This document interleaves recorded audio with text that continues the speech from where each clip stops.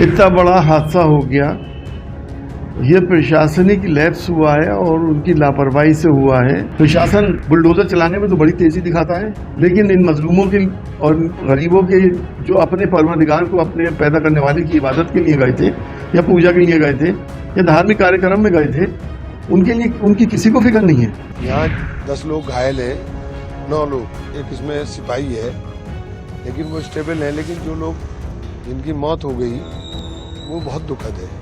20 ऐसी बॉडीज हैं जिनकी शिनाख्त हम लोग करने का प्रयास अभी कर रहे हैं। इन सब की फोटोज हमारे पास हैं। जहाँ जहाँ हमारी मॉर्चरीज हैं, अस्पताल हैं, हमने अपने पुलिसकर्मियों को ये फोटो शेयर कर दी हैं। तो बहुत ही दुखद है। मैं खुद स्तब्ध हूँ। मैंने अपने जीवन में इतना खराब हादसा नहीं देखा। जिसकी भी गलती है उसको प्रशासनिक रूप से दंडित किया जाएगा। जो आपराधिक कृत्य है उसके खिलाफ इन्वेस्टिगेशन में कार्रवाई की जाएगी। सर जी, यूपी के हाथरस में एक बड़ा हादसा हो गया। सत्संग के दौरान भगदड़ मच गई, जिसमें 100 से भी ज्यादा लोगों की मौत हो गई है। देखिए, बहुत ही अफसोसनाक हादसा हुआ है जिसमें इतने लोग मारे गए। ये सब ज्यादातर गरीब मजबूर लोग थे। हम तो ये मालूम करना चाहते हैं कि प्रशासन कहाँ था। इतना बड़ा हादसा हो गया, ये प्रशासनिक लैप्स हुआ है और उनकी लापरवाही से हुआ है। प्रशासन बुलडोजर चलाने में तो बड़ी तेजी दिखाता है, लेकिन इन मजलूमों के और गरीबों के जो अपने परवरदिगार को अपने पैदा करने वाले की इबादत के लिए गए थे या पूजा के लिए गए थे या धार्मिक कार्यक्रम में गए थे, उनके लिए उनकी किसी को फिक्र नहीं है। इतने लोग मारे गए, कितने घर बर्बाद हो गए, कितने बच्चे अनाथ हो गए। इसके लिए प्रशासन पूरी तौर से जिम्मेदार है और इसकी पूरी इंक्वायरी होनी चाहिए। और इंक्वायरी में जो भी सच सामने आए तो इन्हें सख्त से सख्त उसको न्याय संगत सजा दी जाए। अखिलेश साहब कह रहे हैं कि इसमें सरकार जिम्मेदार है। देखिए, जब प्रशासन जिम्मेदार होता है तो सरकार ही जिम्मेदार होती है।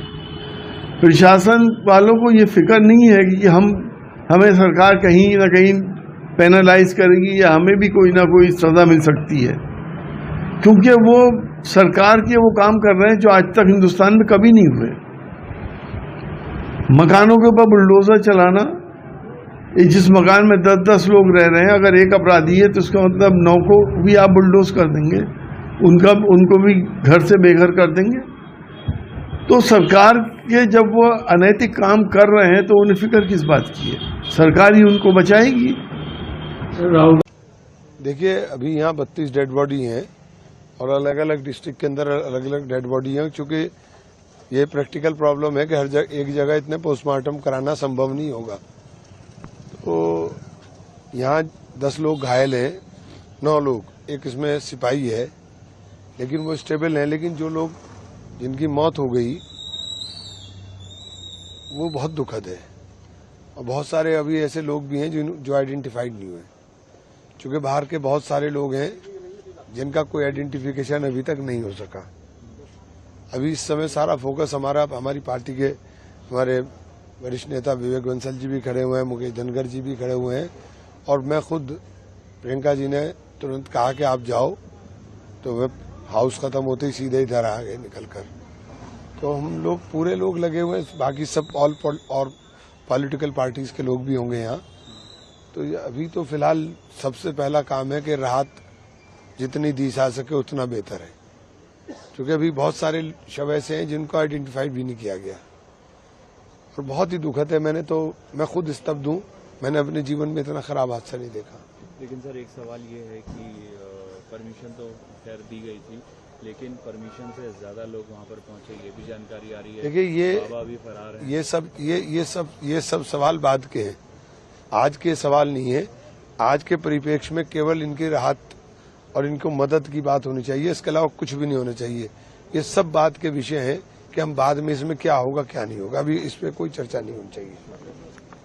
घटना हुई सर, क्या वजह अभी तक पता चल पाई? आप लगातार अस्पतालों में घूम रहे हैं, विक्टिम्स। जी, जो घटना सिकंदराव हाथरस में कल रात को हुई है, कल दोपहर में हुई है, उसके जो घायल हैं उनसे मेरी बातचीत हुई है, प्रत्यक्षदर्शियों से बातचीत हुई है। तो अभी तक जो मुझे समझ में आ रही बात कि एक सांस्कृतिक धार्मिक आयोजन हो रहा था। आयोजन पूरा हो गया था और जो उसके प्रमुख प्रवचनकर्ता थे वो निकल रहे थे और उनके पीछे दर्शन के लिए शायद या चरण रज लेने के लिए अपनी अपनी मान्यताएं होती हैं। कुछ महिलाएं और लोग दौड़ रहे थे, उनमें से कुछ लोगों के गिरने से और उनके ऊपर और लोगों के गिरने से और रास्ता निकलने का संकरा था। वहां पे ये घटना स्टैम्पीड की भगदड़ की हुई, जिसमें कि अभी तक की सूचना के अनुसार 116 लोगों की मृत्यु हुई है और 22 लोगों का उपचार विभिन्न अस्पतालों में अलीगढ़ और हाथरस में चल रहा है। क्या अभी तक कुछ ऐसी भी बॉडीज हैं जिनकी पहचान नहीं हो पाई है सर? 20 ऐसी बॉडीज हैं जिनकी शिनाख्त हम लोग करने का प्रयास अभी कर रहे हैं। इन सब की फोटोज हमारे पास हैं।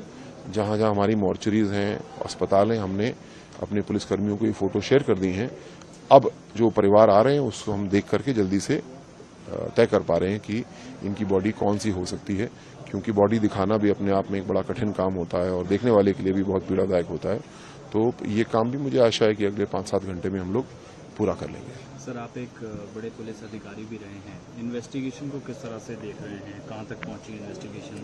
जी, बाबा का पता चल पाया है? इसमें अभी FIR दर्ज की गई है थाना सिकंदराव पे और इन्वेस्टिगेशन टीम ने अपना इन्वेस्टिगेशन शुरू कर दिया है। किसका दोष है, क्या है, ये तो जांच का विषय है, लेकिन इतना मैं आपको आपके माध्यम से आश्वस्त करना चाहूंगा, जिसकी गलती है उसको पूरा दंड दिया जाएगा, न्यायालय के सामने प्रस्तुत किया जाएगा। किसी भी तरीके से किसी को बख्शने का प्रश्न नहीं होता।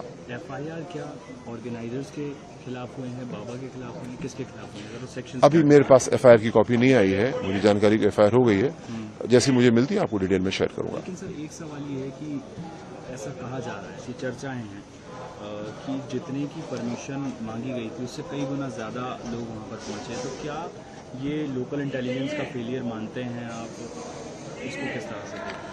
ये जांच का विषय है, जिसमें कि ADG जोन आगरा के चेयरमैनशिप में एक समिति बनाई है मुख्यमंत्री जी ने, जो अविलंब अपनी जांच करके देगी। उसका ये काम होगा देखना कि विभिन्न एजेंसीज ने अपना अपना काम किया नहीं किया। जिसकी भी गलती है उसको प्रशासनिक रूप से दंडित किया जाएगा।